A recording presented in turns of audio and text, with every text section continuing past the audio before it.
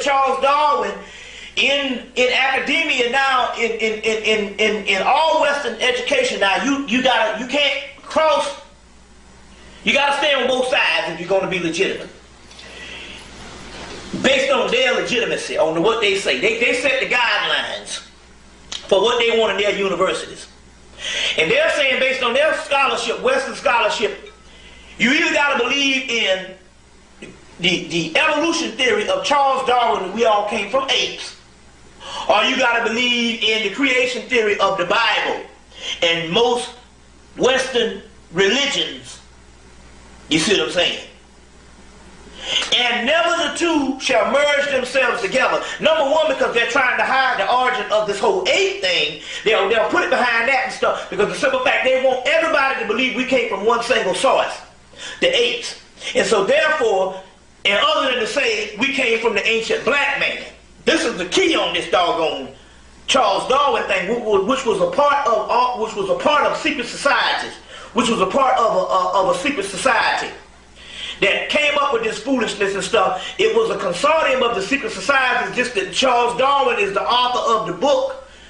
You see what I'm saying? And what's the natural selection or whatever the name of the book is and all. So he gets credited for this particular Darwin theory, but it's the secret society's plan to somehow cover up the fact that the black man at that time was the ancient origin of everything. Now this stuff, the Darwin stuff, comes out around the same time that the white man in England was interested in the origin of races and pulled that old fake ass shit called the Piltdown Man, where they went and got some couple of bones and put them all together, buried them, and came and found them and said that the origin of man was in England. And the shit stood for years until somebody came and found out the shit was a fake. The Piltdown Man came on the heels of them finding some bones in South Africa. They later on found the Lucy bones in East Africa, but they found some bones in South Africa that was very old. So this whole thing that is going down with Charles Darwin and all of this stuff is going on at the same time, where they're trying to either authenticate the oldest man being in England, which is some old fossil hybrid species, or some old ape species, or the oldest, or they saying that man came from ape. So some people say, well, Bobby, they got these hominid species. They have all these species of these different apes and stuff. Archaeology proves it. Yes, it proves it. It proves that there was different species of ape. But it don't prove that our black ass came from it. You see what I'm saying? See the mind here, that thing is? Yes, we have different species of ape, just like we got a damn saber-toothed tiger based on a modern tiger. We got different species of birds.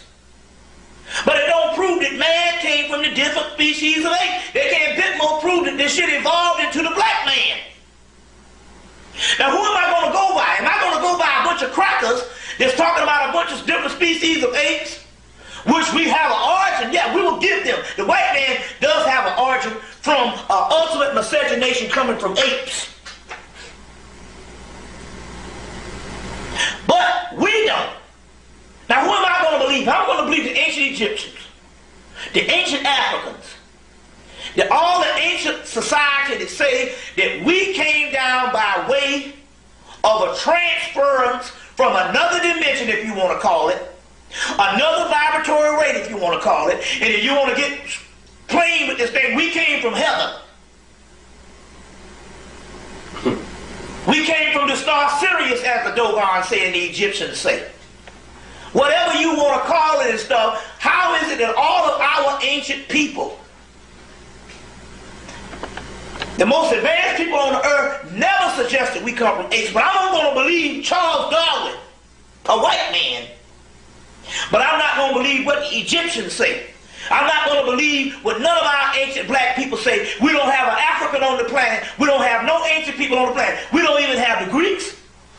We don't even have the so-called Sumerians, if you want to believe there is a Sumerian. You don't have the Babylonians. We don't have the Persians. We don't have none of the so-called other made-up ancient races and stuff. But we don't have the most advanced people that know some stuff. We don't have nothing on the temple walls of Kemet. We don't have nothing on the temple walls of Seti 1 saying, but just the white man was created. But on the temple walls of Seti 1, and these are the most advanced priests, they say that we came from the eye of Ra, or we came from the eye of Nut. We came from the eye of noon. We came from the eye of noon. We came from the eye of the primordial waters of the primordial origin.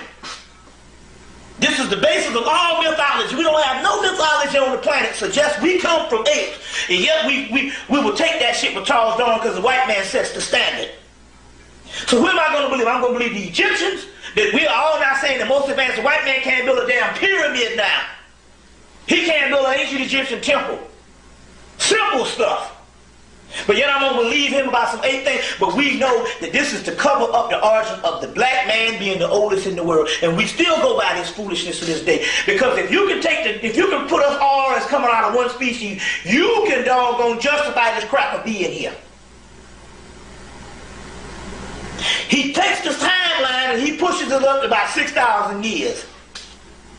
That means in actuality that is the time that we can trace his history. So if you say that Earth is only 6,000 years, you damn sure can say that the white man been here all this time. And that's why Adam and Eve gets painted white. As well as everything we see in creation is painted white. This is mind control. Later on, this symbol